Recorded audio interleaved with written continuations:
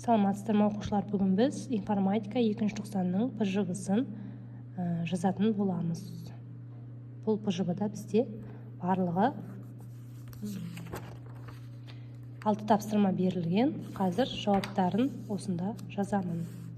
Бірінші тапсырмада біз графикалық редактордың анықтамасы. Графикалық редактордың анықтамасын қазір мен мына жерге жазамын.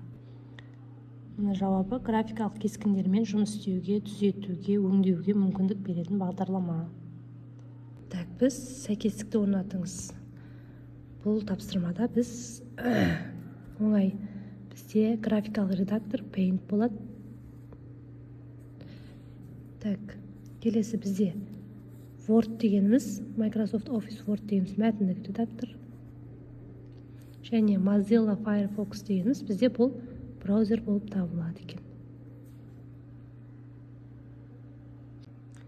Так, үшінші тапсырмада суреттерді қарастырыңыз, графиканың түрін анықтаңыз. Так, үшінші тапсырманың бірінші суретінде бізде бұл растрлық кескін болып табылады, растрлық графика, яғни растрлық дегеніміз ол нүктелердің жиынтығы. Ал екіншісінде бұл бізде векторлық графика болып табылады. Қазір бірінші суретте жазамыз. Растрлық. Екінші суретте біз бұны векторлық деп жазамыз.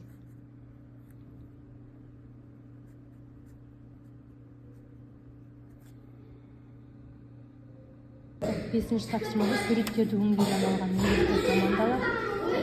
Ол фотосуретті түзету және әсерлер. Бесінші тапсырма мен алтыншы тапсырманың жауабы.